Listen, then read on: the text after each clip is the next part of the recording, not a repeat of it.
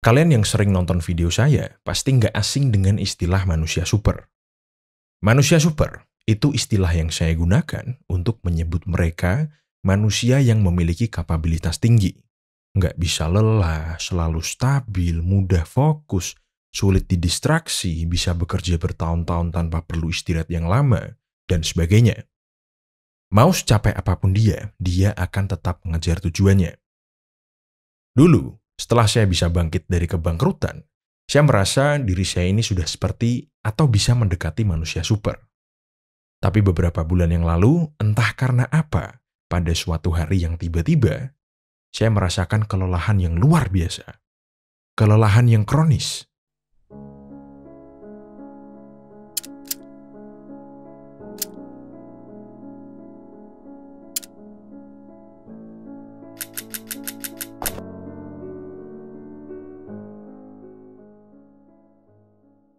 Selain merokok dan kadang-kadang minum, pola hidup saya ini sangat sehat. Dan setelah saya cek ke dokter pun, nggak ada yang salah sama fisik saya.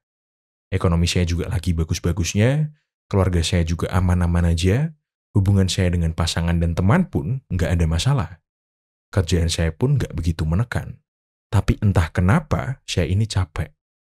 Saya capek bekerja, saya capek keluar rumah. Akhirnya, saya memutuskan untuk libur sehari. Saya habiskan hari itu dengan ngerokok, ngopi, makan, dan scroll-scroll HP. Pokoknya benar-benar santai. Besoknya, saya masih capek. Dan saya pun memutuskan untuk libur lagi. Dari sehari jadi 3 hari. Dari 3 hari jadi seminggu. Dan akhirnya jadi sebulan. Untungnya kerjaan saya bisa saya kasih ke asisten dan orang-orang terpercaya saya ya. Jadi meski saya lagi nggak bisa profesional, usaha saya pun tetap berjalan seperti biasanya. Oke, jadi selama sebulan itu saya memutuskan untuk libur. Bukannya semakin fresh, saya malah semakin capek. Jadi kalian harus tahu, orang nganggur itu meski nggak banyak kegiatan, tapi mereka juga capek. Sebulan itu, untuk bikin jiwa saya fresh, saya melakukan banyak hal. Dari hal yang saya sukai sampai hal-hal yang belum pernah saya coba, saya lakukan. Tapi hasilnya nihil. Saya tetap capek.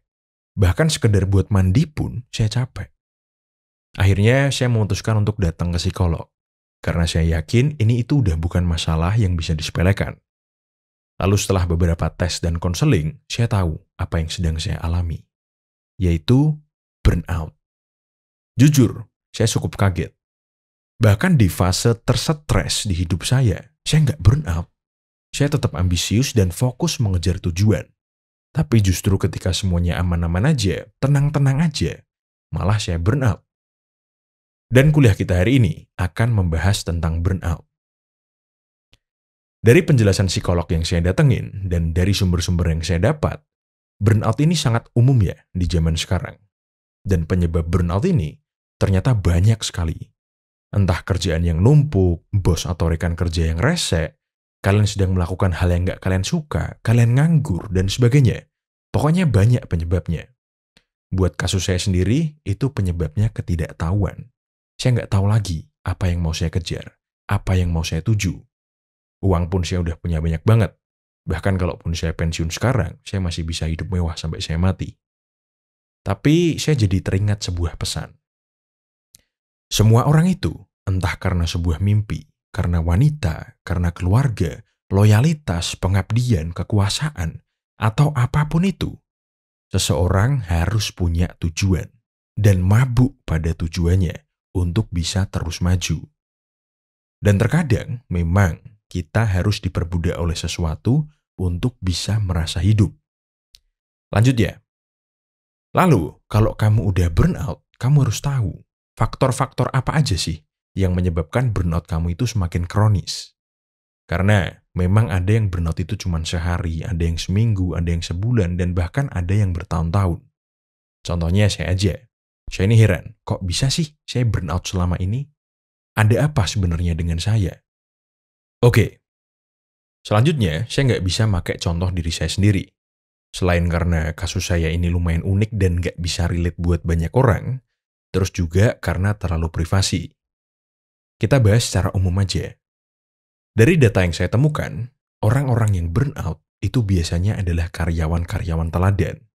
Mereka yang selalu bisa ngasih 200% untuk kerjaan mereka. Mereka disiplin, mereka bisa fokus, mereka kuat. Mirip dengan deskripsi manusia super menurut saya.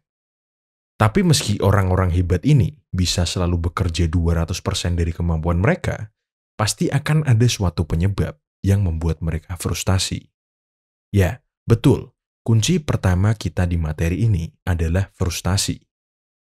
Burnout, apapun itu penyebabnya, selalu diawali dengan frustasi. Mungkin aja karyawan-karyawan teladan ini merasa mereka gajinya kurang. Nggak dihargai di kantor. Pencapaiannya selalu diambil bosnya, dan sebagainya. Lalu mereka frustasi, dan mereka marah. Tapi meski mereka marah, mereka masih bisa nahan. Semakin lama rasa marah dan frustasi ini mereka tahan, mereka jadi semakin apatis. Dan mereka semakin gak peduli sama kerjaan mereka. Lalu setelah fase ini, masuklah mereka ke fase burnout, alias kelelahan yang kronis. Saking lelahnya, bahkan banyak dari para penderita burnout ini merasa bahwa hidup mereka udah selesai.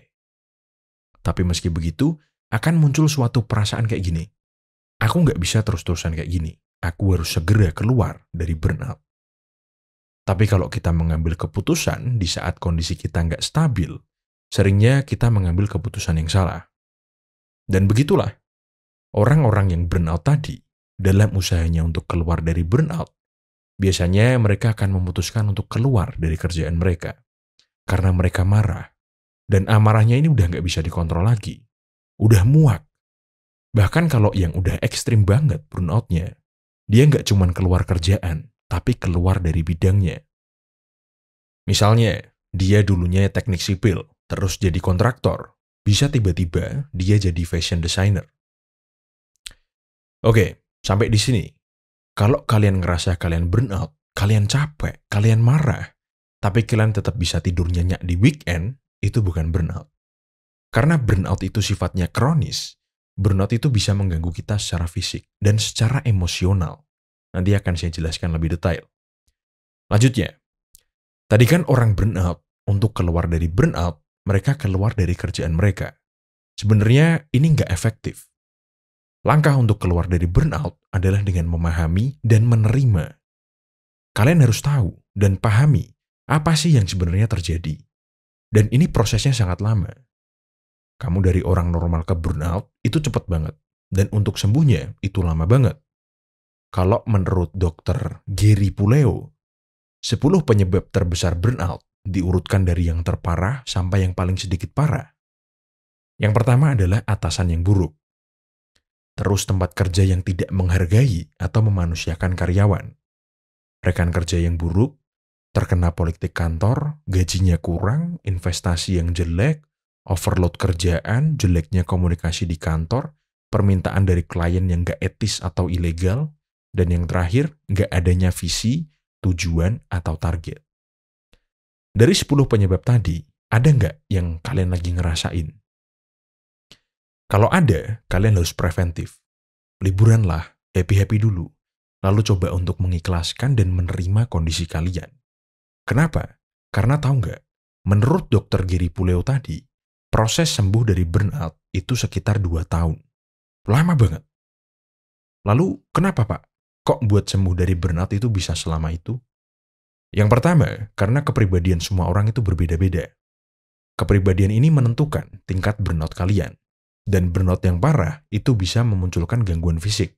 Ini penyebab yang kedua. Nah, gangguan fisik inilah yang bikin kita sulit untuk keluar dari burnout. Contohnya Pak, selain kelelahan yang kronis, burnout ini juga membuat kita gelisah dan kesulitan untuk berkonsentrasi. Dan itu membuat kita susah untuk melakukan dan menyelesaikan sesuatu. Semakin lama burnout-nya, semakin kronis pula gangguannya. Apalagi, kadang juga ada gejalanya yang membuat kita susah tidur. Bahkan kalau bisa tidur pun, gampang kebangun. Kan itu sangat mengganggu kehidupan kita. Nah, yang terakhir, udah jelas. Tempat kerja kita yang nggak bisa mengerti dan justru malah semakin toksik. Sebetulnya ada lagi, yaitu faktor X. Faktor yang nggak bisa diprediksi. Katakanlah, ketika kamu benar-benar berusaha pengen keluar dari burnout, Tiba-tiba kamu mengalami suatu tragedi, dan boom, kamu jadi frustasi lagi dan kembali mulai burnout. Oke, jujur aja, saya belum bisa ngasih solusi yang konkret, karena saya sendiri juga masih dalam proses untuk keluar dari burnout. Nanti kalau saya udah ada update, pasti akan saya bagikan kepada kalian. Tapi kalau saran saya, segeralah ke psikolog. Atau minimal, cobalah untuk memanusiakan dirimu sendiri. Oke, sekian dari kuliah kita hari ini. Jangan lupa like, share, dan subscribe.